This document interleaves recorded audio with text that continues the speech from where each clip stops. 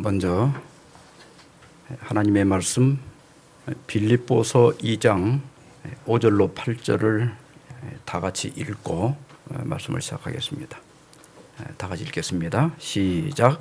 너희 안에 이 마음을 품으라. 곧 그리스도 예수의 마음이니 그는 근본 하나님의 본체시나 하나님과 동등됨을 취할 것으로 여기지 아니하시고 오히려 자기를 비워 종의 형체를 가져 사람들과 같이 되었고 사람의 모양으로 나타나셨음에 자기를 낮추시고 죽기까지 복종하셨으니 곧 십자가에 죽으심이라.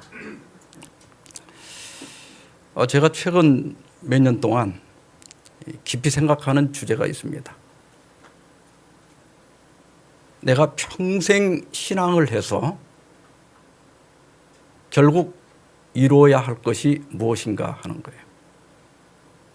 물론 우리가 교회를 다니고 성경을 연구하고 기도하고 뭐 여러 가지 신앙 활동을 하지만 그 자체가 목표는 아니거든요. 그런 걸 통해서 내가 정말 무엇을 얻기를 하나님께서 기대하실까? 그것은 결국은 품성의 변화거든요.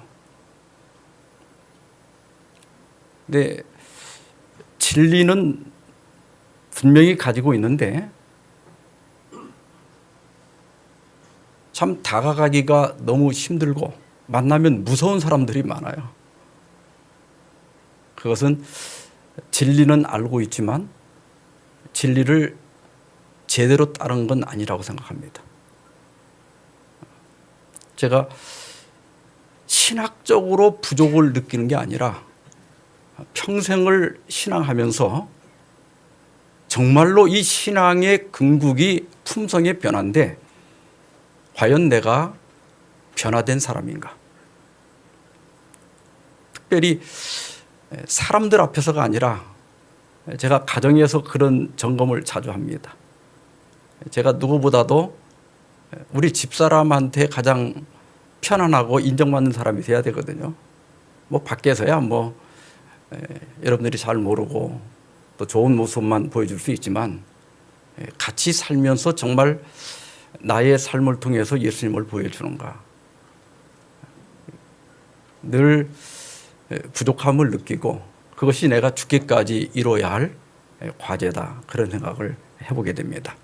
그래서 오늘 빌립보 2장 5절로 8절을 본문으로 해서 예수의 마음을 품으라 이런 제목으로 말씀을 드리고자 합니다. 베드로서 3장 11절에서 사도 바울은 너희가 어떠한 사람이 되어야 마땅하냐 이렇게 묻습니다. 여러분들이 아시는 것처럼 베드로서 3장은 재림의 확실성을 강조하고 있는 장입니다. 예수님은 분명히 오실 것이다. 그런데 예수님이 분명히 오시고 너희가 예수님을 만날 것인데 너희가 어떠한 사람이 되어야 마땅하냐 이렇게 묻습니다. 이것은 우리가 예수님의 재림을 맞을 때 가장 중요한 것은 우리의 열심도 중요하고 신학적 지식도 중요하고 여러 가지가 다 중요하지만 우리가 마땅히 갖춰야 할 품성이 가장 중요하다는 거예요. 존 스토트 목사님은 기독교 복음주의 운동의 거장이다 이렇게 불립니다. 신학자 마이클 크로마티라고 하는 사람이 개신교계가 교황을 선출한다면 틀림없이 스토트 목사가 뽑힐 것이다 이렇게 말했던 분이에요. 이분이 안타깝게도 지난 2011년에 돌아가셨는데 2007년 17일 영국 캐직 사경회에서 마지막 공중 설교를 했습니다. 그때 스토트 목사님은 하나님께서는 당신의 백성을 위해 어떤 목적을 갖고 계신가? 우리가 회심한 사람들이라고 해봅시다. 구원을 통해 예수 그리스도 안에서 새 삶을 받았다고 해봅시다. 그 다음은 무엇일까요? 자, 우리가 예수님 믿고 구원받았습니다. 그러면 그 다음은 무엇일까? 열심히 교회 다니는 것일까? 열심히 기도하는 것일까? 우리가 열심히 전도하는 것일까? 물론 다 중요한 거예요. 그러나 스토튼 목사님은 이렇게 답변했습니다. 제가 여러분께 드리고 싶은 말은 하나님은 당신의 백성이 예수 닮기를 원하신다는 것입니다. 예수 닮음은 하나님 백성을 위한 하나님의 의지입니다. 예, 맞습니다. 그래서 로마서 8장 29절에서 그 아들의 형상을 본받게 하기 위하여 미리 정하셨다 그랬어요. 그렇죠? 미리 정했다.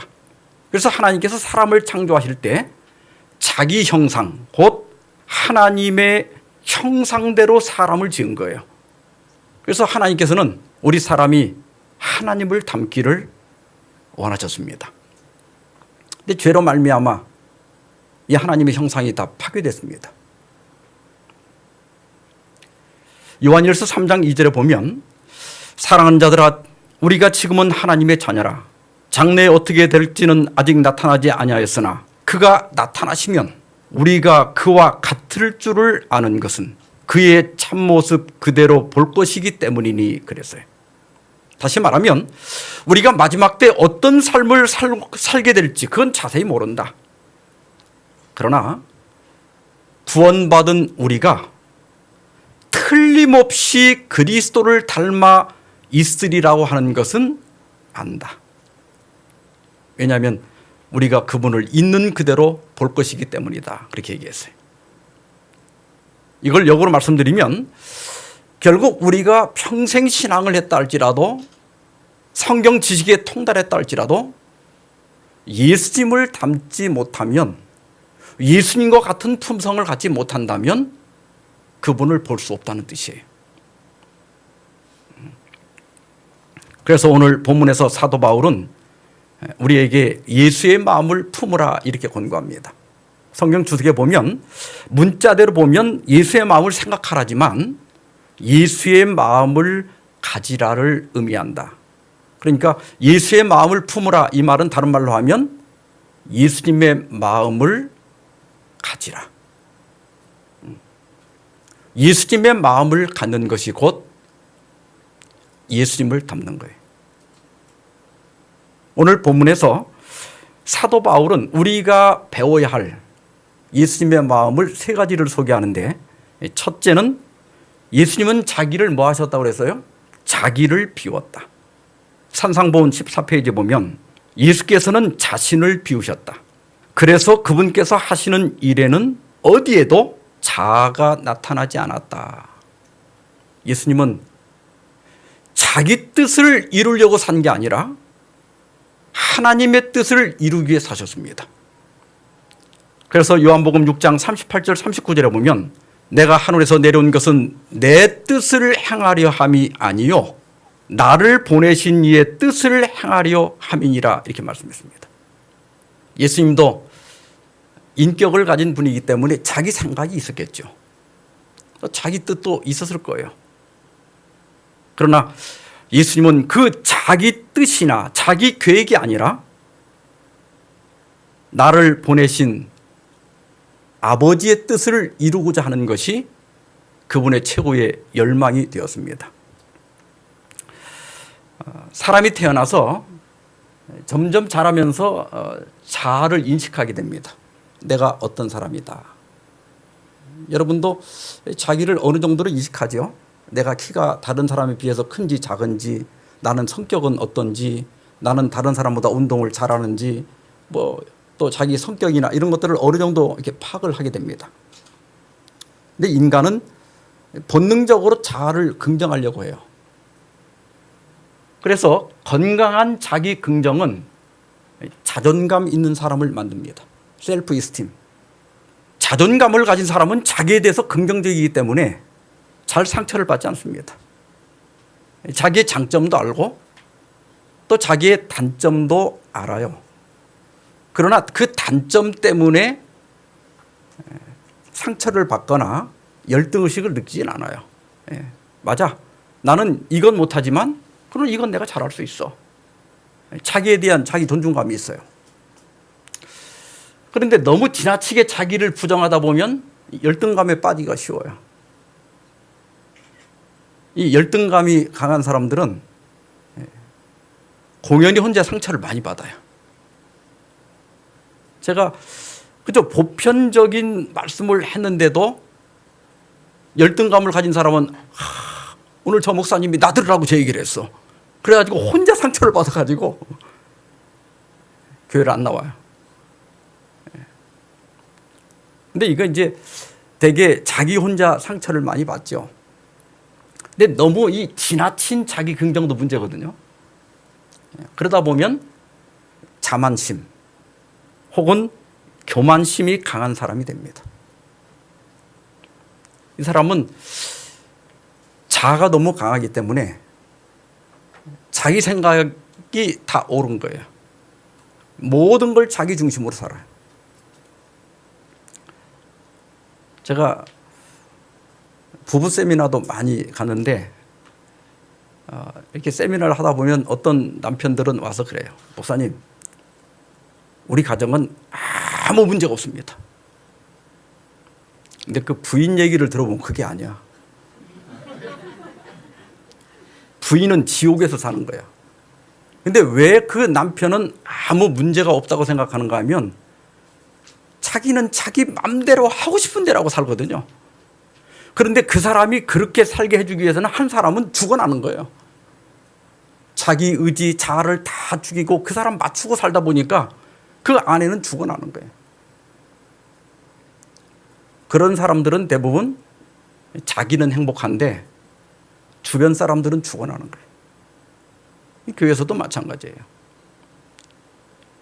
교회는 여러 사람들이 모여 사는 곳인데 자기 주장이 너무 강하면, 자아가 너무 강하면 자기 뜻대로 안 되면 직원에서 결정을 해도 이게 소용이 없어요.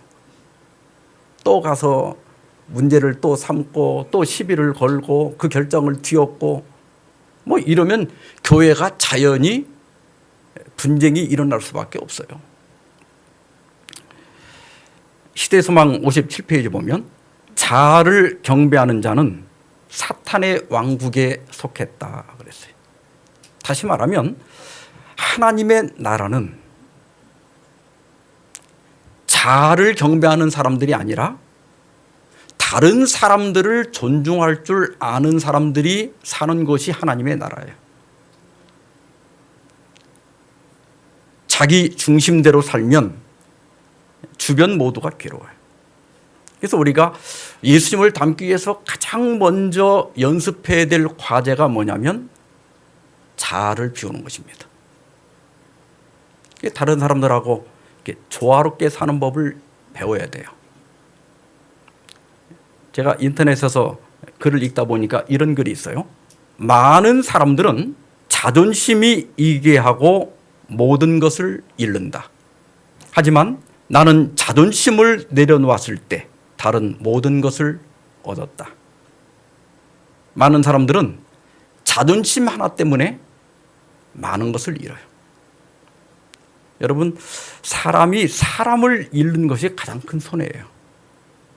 근데 내가 자존심 하나만 내려놓으면 상대방의 마음을 얻을 수 있거든요. 그래서 우리가 정말 예수님을 닮기를 원한다면 늘 자아를 십자가에 못 박는 경험을 해야 됩니다. 그래서 사도 바울은 고린도전서 15장 31절에서 형제들아, 내가 그리스도 예수 우리 주 안에서 가진 바 너희에게 대한 나의 자랑을 두고 단언하노니 나는 날마다 죽노라 그랬어요. 물론 이 말씀은 바울이 거의 매일 당하는 시련과 핍박과 위험과 고난을 가리키는 말입니다. 그러나 이 말씀은 교훈적으로도 적용할 수 있습니다. 바울은 다메섹 도상에서 예수님을 만난 후에 오직 예수님만을 위해서 살려고 했지만 그러나 끊임없이 옛 본성, 자아가 살아난 경험을 한 거예요. 자꾸 자기를 내세우고 싶고 자기 주장대로만 하고 싶고 나 편한 대로 살고 싶고, 그래서 바울은 한 달에 한 번씩이 아니라 일주일에 하루가 아니라 날마다 자기 자아를 죽여야 했습니다. 그래서 바울은 내가 그리스도와 함께 십자가에 못 박혔나니 그런즉 이제는 내가 산 것이 아니요 오직 내 안에 그리스도께서 사신 것이라. 갈라디아 2장 20절에서 그렇게 고백합니다. 우리 모두 이 시간 다시 한번 우리의 자아를 그리스도와 함께 십자가에 못 박게 되시기를 주의 이름으로 축원합니다. 두 번째는 자기 비하입니다. 예수님은 자기를 낮추셨다. 그 낮추시고라고 하는 원문에 보면 타페이노 이렇게 되어 있는데 영어 성경에 험블로 번역이 됐는데 사실은 이 타페이노는 스스로를 천하게 여기다 그런 뜻이거든요. 그래서 험블보다 조금 더 강한 휴밀리티라고 하는 단어가 훨씬 더 적합한 번역입니다. 보통 겸손 혹은 비하 이렇게 번역이 되는데 이 휴밀리티라고 하는 단어는 라틴어 후무스에서 왔는데 후무스의 뜻은 대지나 땅을 가리킵니다. 예수님이 자기를 낮추셨다. 이 말씀은 예수님이 그분의 머리를 허리까지 숙인 것도 아니고 무릎까지 숙인 것도 아니고 어디까지 숙였다고요? 땅까지. 땅은 소나 개나 다 밟는 곳이 땅입니다. 예수님은 남에게 밟히기까지 내려가셨다. 사실 예수님의 성육신 자체가 어마어마한 자기 비하죠.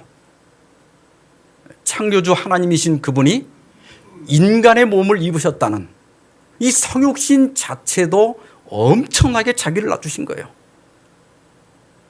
근데 그분은 이 땅에 계실 때도 특별히 천한 사람들, 가난한 사람들, 병든 사람들, 소외된 사람들에게 가까이 가셨어요. 그리고 자기 제자들의 발을 무릎을 꿇고 친히 물을 떠다가 씻기셨어요. 그리고 마침내 십자가에 못 박혀 죽으셨어요. 그래서 예수님께서는 그분의 왕복과 그분의 멸관과 그분의 높은 권세를 다 버리시고 굴욕의 맨 밑창까지 한 계단씩 내려가셨습니다. 근데 예수님은 이렇게 계속 내려가셨는데 반대로 올라간 한 존재가 있죠. 바로 루시퍼입니다. 이사야 14장 12절로 14절에 보면 너 아침의 아들 계명성이여, 우리말로 계명성이라고 번역이 됐지만 라틴어 성경 또 영어도 그렇게 돼 있죠. 루시퍼. 내가 내 마음에 이르기를 가장 높은 구름에 올라 지극히 높은 자와 비기리라. 예수님은 당연히 자기 것인 자기 권세를 내려놓으신 분인데 루시퍼는 자기 것이 아닌 것을 가지려고 노력했어요. 예수님은 내려가는 삶을 살았고 사탄은 올라가는 삶을 살다가 망한 겁니다. 기본교리 28, 99페이지에 보면 정작 그가 갈망한 것은 하나님의 지위였지 그분의 풍성은 아니었다. 그가 움켜쥐려 한 것은 하나님의 권위였지 그분의 사랑이 아니었다. 저는 많은 사람들이 그 자리에 합당한 품성이나 인격은 갖추지 못했는데 자리를 탐하는 걸 봅니다. 뭐 그렇게 원하면 뭐 그 자리 드릴 수 있어요. 근데 대개 그런 경우에 그 한 사람만 행복하고 이제 나머지 주변 사람들이 다 괴로워져요. 그래서 우리가 정말 어떤 지위나 권위를 주장할 것이 아니라 그 지위에 걸맞는 품성과 사랑을 소유하면 내가 안 한다고 해도 남들이 시키게 돼 있거든요. 여러분, 우리가 그리스도를 따르면서 가장 배워야 할 공간은 겸손의 공간입니다. 교회는 순종을 배우는 학교입니다. 왜냐하면 죄가 어디서 시작이 됐죠? 불순종에서 시작이 된 거예요. 그래서 우리가 평생 교회를 다니면서 이 교회에서 배워야 할 공간은 순종입니다. 교회는 시키면 하고 안 시키면 안 하면 돼요. 근데 어떤 사람은 또 기도 하나 맡아놓고 밤을 샜다네. 근데 왜 사람들이 순서를 맡고 스트레스를 받느냐면 너무 잘하려고 하니까 그래요. 내가 가진 능력은 7밖에 안 되는데 10을 하려니까 밤새 기도 하나 놓고 고민하는 거예요. 그래서 제가 요즘 자주 강조하는 게 그냥 생긴 대로 살아라. 7밖에 안 되면 7만 하면 되잖아. 근데 밤을 새갖고 10을 해놓으니까 다른 사람이 저 사람은 기도 잘하는 줄 알고 자꾸 시킨다고. 그러니까 기도를 맡을 때마다 고민하는 거예요. 능력이 7밖에 안 되니까 그 3을 채우려니까 밤새 기도 하나 맡아놓고 힘들게 잠을 못 자는 거예요. 근데 교회는요, 이 찬양을 해도 뭐 박자가 잘 맞고 음정이 잘 맞는 것이 정말 중요하지만 사실은 열심히 크게 하는 게 더 아멘이 커요. 그래 안 그래요? 교회는 열심히 하면 돼요. 그래서 누군가가 집사님 다음 주에 특창을 하십시오 하면 무조건 예 하고 하면 돼요. 연습 안 해도 돼. 그냥 크게만 부르면요, 교회는 틀리면 또 아멘을 더 크게 해. 그래서 자꾸 시키면 괜찮은 거고 한 2번 시켜보더니 안 지키면 듣기가 괴로워서 안 지키는 거거든. 안 지키면 그 다음 편안하잖아요. 제가 말씀드리고자 하는 것은 교회를 다니면서 우리가 배워야 할 공간은 순종이다. 시키면 예 하고 안 시키면 예 하고 안 하면 돼요. 근데 자격이 안 되는데 자꾸 하려고 하니까 문제거든요. 그런 사람들이 되게 어떤 직분을 맡으면 꼭 권세를 부려요. 마태복음 20장 25절 27절에 보면 예수께서 제자들을 불러다가 이르시되 이방인의 집권자들이 그들을 임으로 주관하고 그 고관들이 그들에게 권세를 부리는 줄을 너희가 알거니와. 이게 세상 사람들, 사탄의 나라가 하는 일이에요. 지위를 가지면 권세를 부려요. 그런데 예수님께서 뭐라고 그랬죠? 너희 중에는 그렇지 않아야 하나니 너희 중에 누구든지 크고자 하는 자는 너희를 섬기는 자가 되고 너희 중에 누구든지 으뜸이 되고자 하는 자는 너희의 종이 되어야 하리라. 이것이 하나님 나라의 모습입니다. 하나님 나라는 우리가 하늘에 가서만 경험하는 게 아니라 지금 이 자리에서 우리가 경험해야 돼요. 모일 때마다. 하나님의 나라에서는 신앙을 더 오래 한 사람, 또 성경 지식이 더 많은 사람, 남보다 더 하나님의 뜻대로 사는 사람들이 나보다 더 신앙생활을 잘 못하고 나보다 성경을 더 모르는 사람들을 깜보는 것이 아니라 그들을 봉사하기 위해서 사는 곳이 하나님의 나라입니다. 그래서 오늘 우리가 교과 시간에도 배웠죠. 하나님의 나라는 약한 자 중심으로 사는 곳이에요. 이것이 겸손입니다. 이것이 자기를 낮추는 거예요. 내가 돈 좀 있다고 잘난 척하고 좀 더 안다고 잘난 척하고 더 많이 행한다고 우월감을 갖는 게 아니라 나보다 못하는 사람을 불쌍히 여기는 거예요. 그리고 내가 그들에게 빚진 자라고 하는 인식을 갖는 거예요. 내가 도와줘야 되고 내가 저 사람을 위해서 봉사하고 내가 저 사람을 섬겨야 되겠다. 그것이 바로 하나님 나라의 정신입니다. 우리가 신앙생활을 하면서 예수님을 바라보면서 늘 더 낮은 데 임하기 위해서, 더 허리를 굽히기 위해서, 내가 하나라도 더 섬김을 받는 게 아니라 더 섬기고 봉사하기 위해서 낮은 자리를 찾아가시는 저와 여러분 되기를 주의 이름으로 축원합니다. 세 번째 배워야 할 공간은 복종입니다. 예수님은 죽기까지 복종하셨으니 곧 십자가에 죽으심이라. 요즘은 복종을 강조하기에 꽤 부담스러운 시대에 우리가 살고 있습니다. 또 옛날에는 학생들이 선생님을 잘 섬겼어요. 자식들이 부모를 공경했습니다. 근데 지금은 이런 말 하기가 힘들어요. 학생들이 선생님을 잘 섬기지 않고 자식들이 부모를 공경하지 않고 백성들이 지도자를 잘 따르지 않는 것이 현 세대입니다. 예수님께서는 마태복음 11장 29절에서 나는 마음이 온유하고 겸손하니 나의 멍에를 메고 내게 배우라 그랬는데, 여기 온유라고 하는 말이 헬라어로 프라우스예요. 근데 헬라 사람들이 프라우스라는 말을 언제 썼는가 하면 짐승이 길들여졌을 때 쓰는 말이에요. 그러니까 순종이라고 하는 것은 하나님께 길들여지는 걸 의미하는 거예요. 서라면 서고 가라면 가고, 그게 하나님께 길들여지는 거예요. 그게 바로 온유고, 겸손도 사실 이 히브리인들의 특징이 같은 뜻을 단어를 바꿔가면서 말하는 거예요. 여기 말한 온유와 겸손은 같은 뜻이에요. 하나님께 길들여지는 것이, 그게 바로 온유한 것이고 겸손한 거예요. 그리고 그것이 복종입니다. 예수님은 그런 삶을 사셨어요.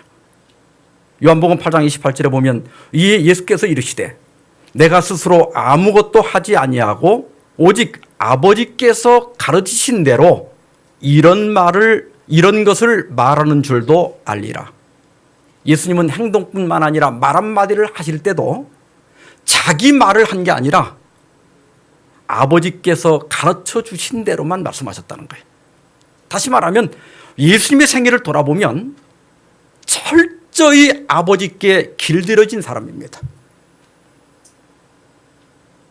심지어 그분은 십자가를 앞에 놓고 아버지여, 아버지의 뜻이거든 이 잔을 내게 옮기시옵소서. 이건 예수님의 자아였어요. 자기 뜻이었어요. 그러나 내 원대로 마옵시고 아버지의 원대로 되기를 원하나이다.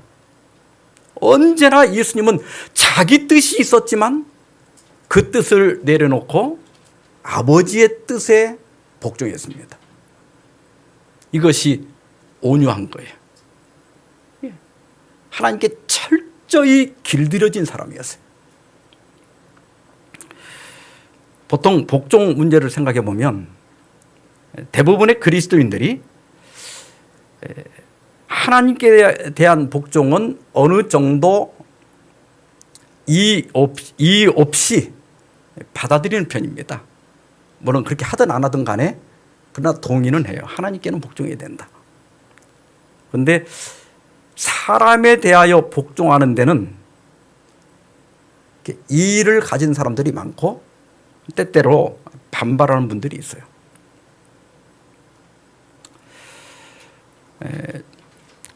히브리 13장 17절 다 같이 한번 읽어볼까요? 시작. 너희를 인도하는 자들에게 순종하고 복종하라. 그렇지 않으면 너희에게 유익이 없느니라. 결국 순종과 이 복종도 인도자를 위한 것이 아니고 하나님을 위한 것이 아니고 나 자신을 위한 거다. 믹 피어스라고 하는 사람은 그 아프리카의 환경 건축가입니다. 근데 이분이 아프리카 짐바브웨의 수도인 하라레에다가 에어컨이 없는 쇼핑센터를 지어달라는 요청을 받았습니다. 근데 그 하라레는 연평균 기온이 40도를 오르내리는 그런 기후를 가지고 있습니다. 짐바브웨에서 태어나서 남아프리카에서 대부분의 학창 시절을 보내고 런던에서 건축을 전공한 믹 피어스는 그 흰개미를 아주 잘 알고 있었어요. 그래서 그 흰개미가 40도를 오르내리는 기후에서 그 개미탑을 시원하게 유지하는 데 착안해서 이 제안을 받아들입니다. 여러분, 이게 흰개미거든요. 좀 굉장히 작고 또 뭐 지능도 그렇게 뛰어난 곤충은 아닙니다. 근데 이 흰개미가 이게 짓는 집인데 보통 진흙을 물어다가 개미 침을 섞어 가지고 때로는 저렇게 한 3m가 넘는, 지금 우리로 말하면 고층 아파트를 짓는 거예요. 근데 저게 망치로 때려도 잘 부서지지 않을 만큼 단단하다고 그래요. 그런데 흰개미는 대류 현상을 이용하여 외부 기온이 40도를 넘어도 에어컨을 전혀 쓰지 않고 내부 온도를 30도, 습도를 60%를 1년 내내 유지한다고 하는 겁니다. 우리나라에는 이 흰개미가 없지만 보통 그 열대지방에 가면 그 나무집들이 흰개미 습격을 이렇게 받으면 무너진다고 그러잖아요.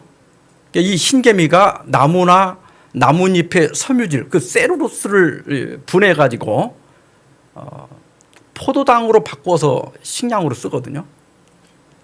그런데 그 섬유질을 분해할 때 뭘 이용하는가 하면 버섯균을 이용해요. 이게 버섯 포자를 이용해 갖고 발효를 시키는 거예요. 그래서 여기 개미집에 보면 여기 시큼시큼하게 보이는 게 버섯 농장인데 버섯을 기르거든요. 근데 저 버섯은 30도가 넘으면 생장이 안 된다고 그래요. 그러니까 어떻게든지 이 내부 온도를 30도 이하로 낮춰야 되거든요. 근데 개미가 뭐 에어컨을 설치할 수는 없잖아요.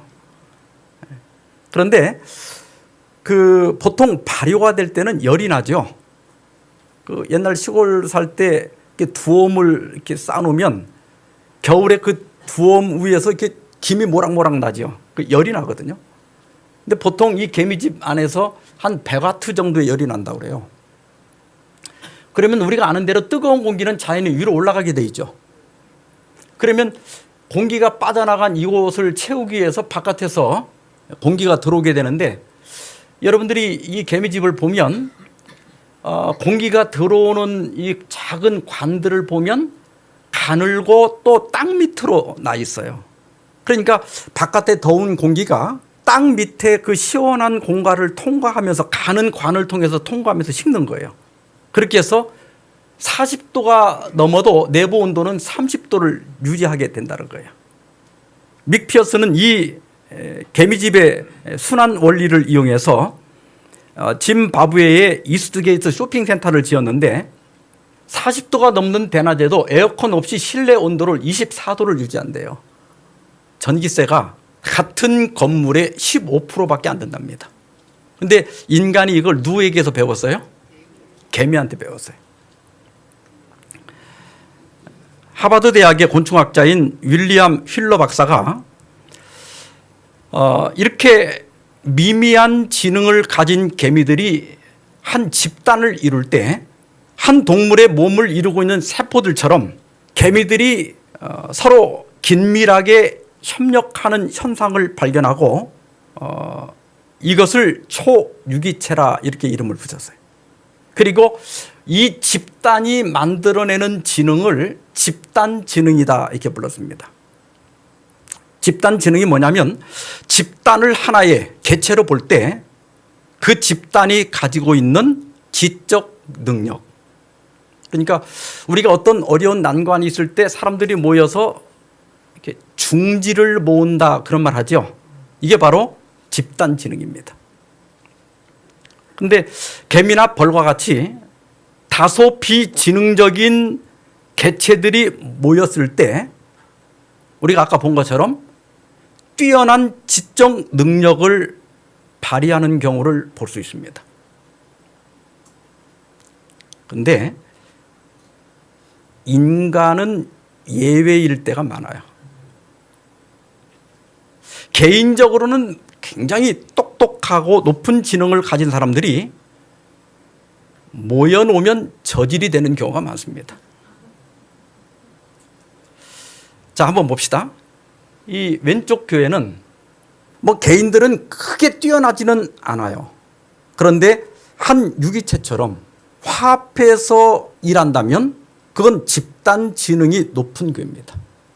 서로 양보할 줄 알고 또 타협할 줄 알고 언제나 화목하고, 그래서 사람들이 자꾸 모여드는 교회, 그런 교회는 집단 지능이 높은 교회예요. 그런데 이 오른쪽에 있는 이 교회는 개인 한 사람 한 사람은 굉장히 뛰어난데 하여튼 모였다 하면 싸우고 걸핏하면 분열한다면 사람들이 그런 모습을 보면서 실망해서 자꾸 떠나가는 거예요. 이러한 교회는 집단 지능이 낮은 교회를 할 수 있습니다. 내가 속해 있는 교회는 과연 집단 지능이 어떻게 되나 한번 점검을 해보시기 바랍니다. 근데 이러한 높은 집단 지능을 갖는 비결은 뛰어난 리더십도 있어야 되지만 뛰어난 팔로워십도 필요합니다. 물론 리더가 잘해야 돼요. 그러나 리더가 조금 부족하더라도 그 구성원들이 잘 협력해주고 따라주면 안 될 일도 되게 돼 있어요. 근데 아무리 리더가 뛰어나고 능력이 많다 할지라도 그 구성원들이 하는 일마다 반대하고 비판하면 될 일도 안 되게 돼 있습니다. 오늘 이 시간 우리는 나는 과연 팔로십, 추종력이 있는 사람인가?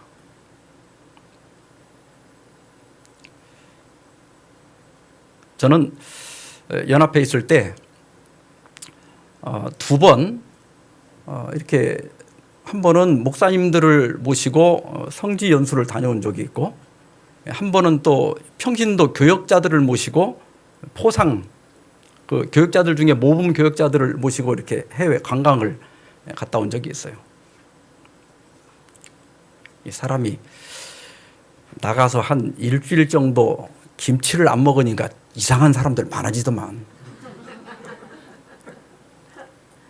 제가 그런 경험을 통해서 저희 친구들하고도 같이 이제 이렇게 모여서 뭐 식사도 하고 또 해외 놀러 가기도 하고 이렇게 하는데, 이제 모이면 총무를 뽑잖아요.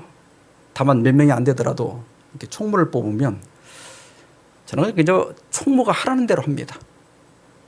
여행을 같이 가도 그냥 자라고 하면 들어가 자면 되는데, 어떤 사람은 왜 저 좋은 호텔 놔두고 여기를 했냐고 또 뭐라고 하고, 밥을 먹으러 가도 또 저기 더 좋은 식당 있는데 왜 이런 걸 먹냐고 그러고, 그러면 이제 기분 좋게 여행 갔다가 맘 상해갖고 돌아오잖아요.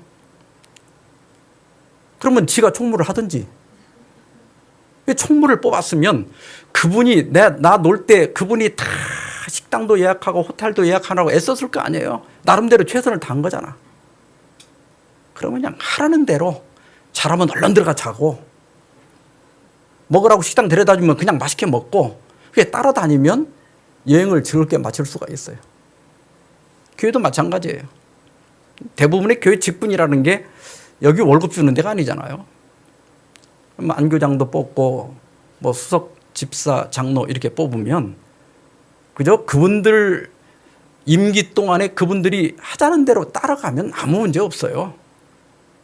거기에서 화합이 생기고 힘이 생기는 거예요. 근데 제각기 한마디씩 다 하면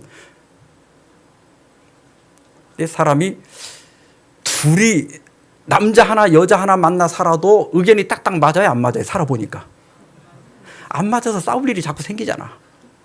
여자 하나 남자 하나 사는데도.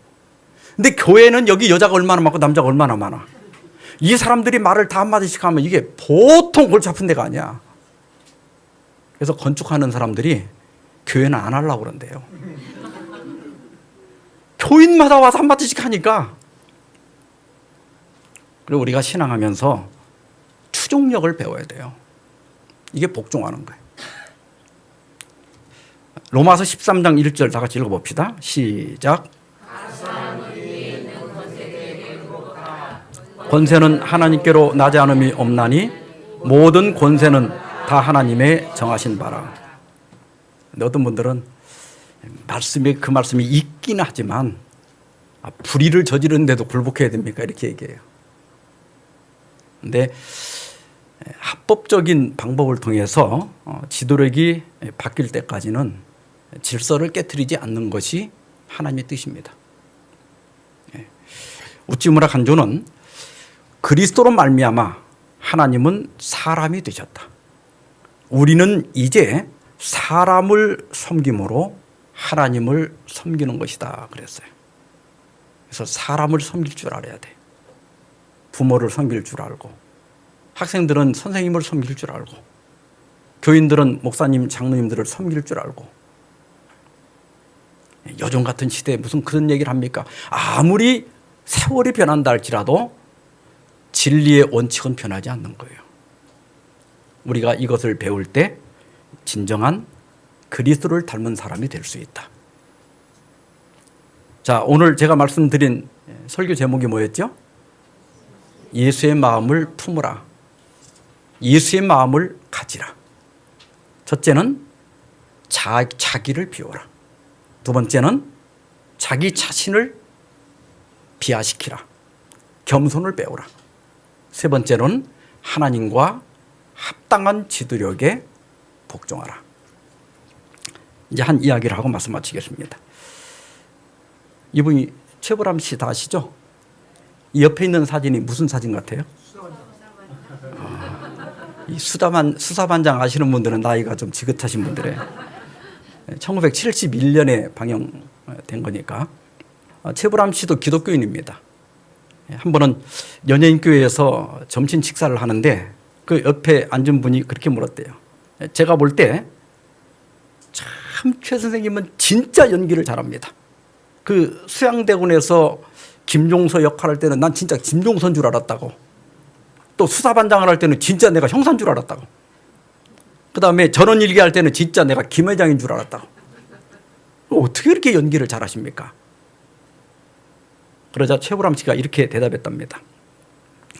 늘 연기를 하면서 가장 처음 받은 연극 수업을 기억하는데 내가 얼마나 빨리 그 대사에 나오는 인물과 같아지기 위해서 내 자신을 비우고 또 비워서 극중 인물의 인격으로 나를 채우느냐 하는 것이 나의 연기를 결정합니다. 그런데 나를 잘못 비워서 내가 내 멋대로 내 성품대로 하려고 하면 나도 연기를 못하는 때가 있습니다. 우리가 예수님을 닮는 비결이 여기 나와 있어요. 내가 예수님과 같아지기 위해서는 내 자신을 비우고 또 비워서 예수님의 인격으로 나를 채우고자 노력할 때 우리는 예수님과 같은 삶을 살 수 있다고 하는 것입니다. 모쪼록 우리가 이렇게 모일 때마다 우리가 피차의 모습과 삶에서 예수님을 보여주고 또 예수님을 만나는 그런 그리스도인 삶을 살게 되기를 바라면서 말씀 마치겠습니다. 이제는 이 세상을 이처럼 사랑하사 독생자 예수 그리스도를 보내신 아버지 하나님의 그 크신 사랑과 우리를 위하여 이 땅에 오셔서 채찍에 맞으시고 마침내 십자가에 피 흘려 돌아가심으로 우리를 주에서 영원히 구속하신 예수 그리스도의 은혜와 우리를 지금도 하나님께로 이끄시고 우리 마음을 변화시키는 성령의 감동 감화하심이 머리 숙인 그대들의 삶 속에 이제로부터 영원까지 함께 있기를 원하노라. 아멘.